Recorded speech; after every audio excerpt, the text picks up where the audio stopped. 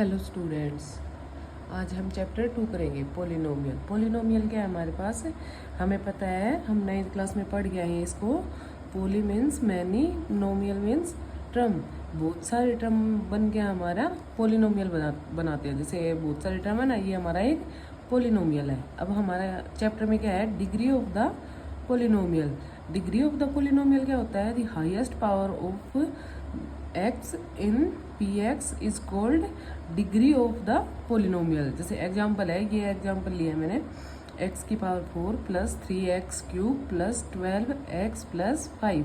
तो इसमें highest degree क्या है हमारे पास? 4।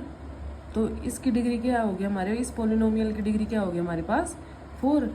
अब टाइप ऑफ द पोलिनोमियल जो डिग्री के बेस पे होते हैं वो हमारे पास 3 होते हैं। लीनियर पोलिनोमियल में क्या होता है हमारे पास? डिग्री 1 होती है, जैसे 4x प्लस 1। फिर होता है हमारा क्वाड्रेटिक पोलिनोमियल में डिग्री 2 होती है। जैसे एग्जांपल के लिए एक्स स्क्वायर प्लस 4, इसमें देखो डिग्री 2 है ना, और इसमें x की पावर 1 है। ऐसे ही फिर क्यूबिक पोलिनोमियल में हमारी डिग्री 3 होती है, जैसे 3x cube plus 13x square plus 4। जो ये 3 है, ये इसकी हाईएस्ट पावर ऑफ डिग्री है ना x की, तो इसकी डिग्री क्यूबिक में 3 होती है।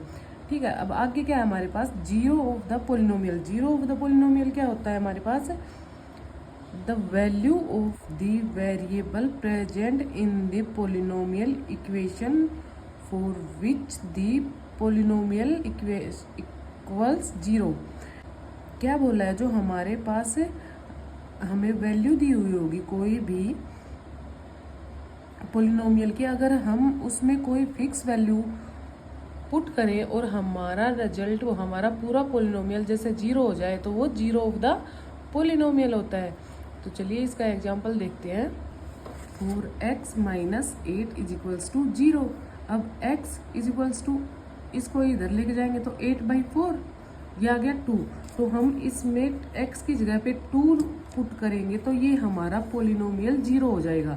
यही होती है जीरो ऑफ द पोलिनोमियल ये। लेकिन ये हमारा लीनियर पोलिनोमियल का मैंने एग्जांपल दिया है। क्वाड्रेटिक पोलिनोमियल में क्या होता है? हम मिडल टर्म स्प्लिट करते हैं। जैसे ये दिया हुआ हमारे पास 3x square plus 13x plus 4।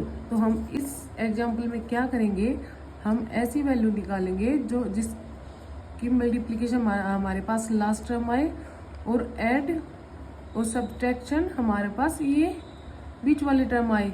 अगर हम ऐड और सब्ट्रैक्ट करें तो हमारे पास 13 आए, और मल्टीप्लाई करें तो लास्ट वाली टर्म आए। लेकिन देखो x के साथ यहाँ पे 3 है ना, तो हम पहले क्या करेंगे? इन दोनों की पहले मल्टीप्लाई करेंगे, ठीक है, और बाद में देखेंगे 13।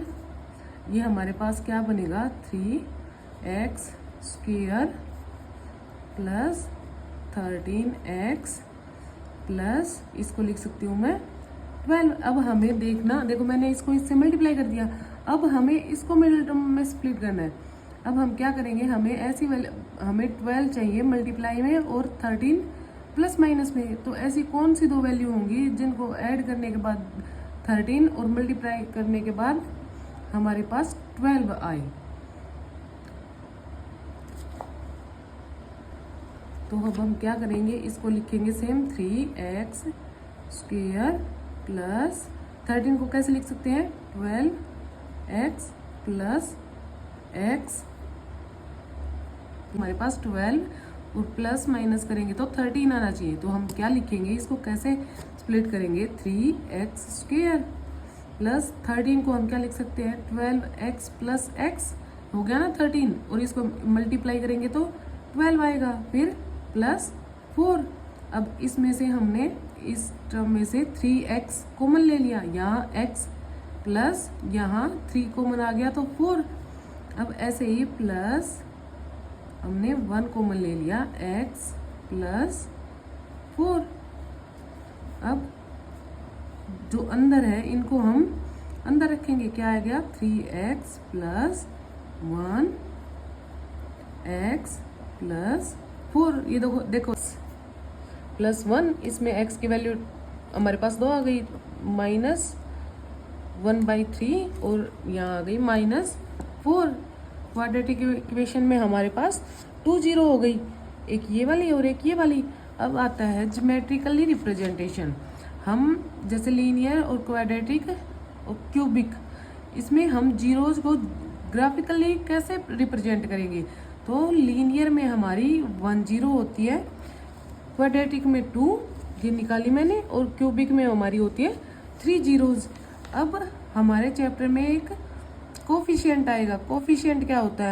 हमारी न्यूमेरिक वैल्यू होती है वेरिएबल की। देखो जैसे ये 3x है, 3x, ये x के आगे जो है 3, ये 3 क्या है? हमारा कोफिशिएंट है। ओके, अब हम इसकी एक्सरसाइज स्टार्ट करते हैं। चलो हम एक्सरसाइज करते हैं 2.1।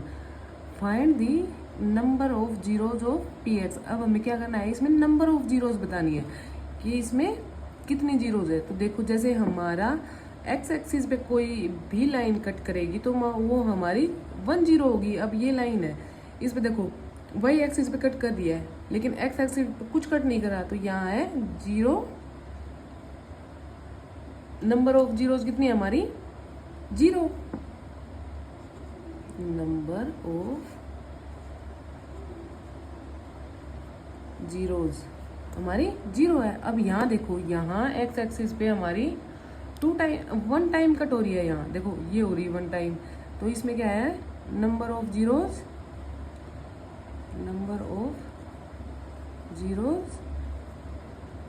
1।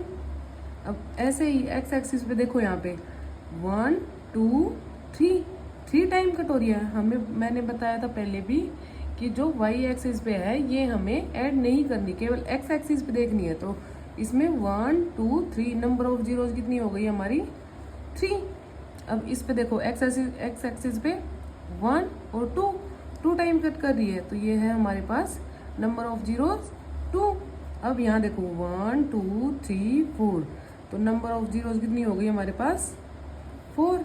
अब यहाँ पे 1 2 3, नंबर ऑफ जीरोज 3। ये हमारी फर्स्ट एक्सरसाइज कंप्लीट हो गई। Thank you for watching. अगर आपको मेरी वीडियो अच्छी लगती है तो please like share and subscribe my channel. Thank you.